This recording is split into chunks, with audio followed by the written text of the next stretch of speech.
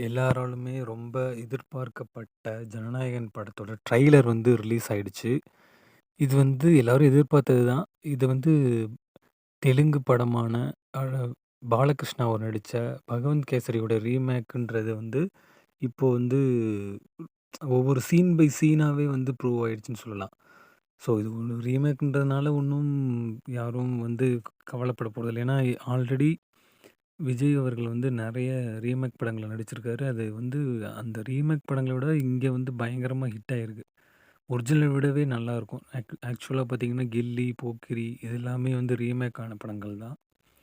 So இதெல்லாம் வந்து அந்த ஒரிஜினல் கதைய விடவே இங்க வந்து நல்ல ஒரு ஹிட் ஆயிருக்கும். ஏன்னா, ஃப்ரெண்ட்ஸ் கூட அப்படிதான். ஸோ வந்து இதுவும் வந்து விஜய்க்கு வந்து நல்லாவே ஒர்க் ஆயிருக்கும் அப்படின்னு தான் எதிர்பார்க்கப்படுது. ரொம்ப கிராண்டியரா இருக்கு விஷுவல்ஸ் எல்லாமே. ஸோ வினோத் அவர்களுடைய முந்தைய படங்கள பார்க்கும்போது, அதில ஒரு நல்ல ஸ்ட்ராங்கான கருத்து ஆல்ரெடி இந்த பகவந்த் கேசரி படம் ஒரு நல்ல ஒரு கருத்துள்ள படம் தான். ஸோ வந்து வுமன் எம்பவர்மெண்ட்ட பத்திலாம் வந்து இருக்கும் அந்த படத்தில. ஸோ இதுவும் வந்து அந்த மாதிரியான கருத்துக்கள இந்த படத்துலயும் வந்து ஸ்ட்ராங்கா சொல்லியிருப்பாருன்னு கன்ஃபார்மா நம்ம எதிர்பார்க்கலாம். ட்ரெய்லர் பார்க்கும்போதே தெரியுது நெறைய கூஸ் பம்ப்ஸான சீன்ஸ் இருக்கு. அது இல்லாம விஜய் அவர்களுடைய அரசியலுக்கு தகுந்த மாதிரியான சீன்ஸும் இருக்கு. எண்ட்ல வர அந்த வசனம் கூட வந்து அததான் வலியுறுத்துது அப்டின்னே சொல்லணும்.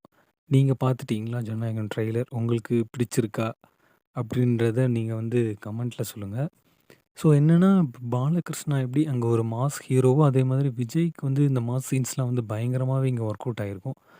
ம் நல்லா இருக்கு. மியூசிக் எல்லாமே வந்து ரொம்பவே நல்லா இருக்கு. பட் வந்து இன்னும் முழு படமா பார்க்கும்போது தான் நமக்கு தெரியும் எந்த அளவுக்கு இது ஒர்க் ஆயிருக்கு அப்படின்றது. ஜனவரி அடுத்த வாரம் அந்த படம் ரிலீஸ் ஆயிடும். எல்லாருமே கண்டிப்பா தியேட்டர்ஸ்ல போய் பார்த்துட்டு எப்படி இருக்குன்றத கமெண்ட்ல சொல்லுங்க. அதே மாதிரி இது விஜய் அவர்களுடைய அரசியலோட கருத்துக்களும் வந்து இந்த ட்ரெய்லர்ல இடம்பெற்றிருக்கு. படத்துலயும் எப்படின்னு பார்த்தா நெறைய சீன்ஸ் வந்து இருக்கும் அப்படின்னு எதிர்பார்க்கப்படுது. ஸோ இதனாலேயே இந்த படத்துக்கு மிகப்பெரிய எதிர்பார்ப்பு இருக்கு. இது இல்லாம பராசக்தியோட ட்ரெய்லர் இன்னும் ரிலீஸ் ஆகல. அதுவும் வந்து இதுக்கு ஒரு டஃப் ஃபைட்டா இருக்கும் அப்படின்னு தான் எதிர்பார்க்கப்படுது. ஸோ நம்ம பொறுத்திருந்து பார்க்கலாம். இது சென்சார்ல வந்து யுஏ சான்றிதழ் வாங்கியிருக்கு. ஸோ இந்த மாரி நியூஸ்லாம் தெரிஞ்சுக்கணும்னா சேனல சப்ஸ்கிரைப் பண்ணுங்க. Thank you.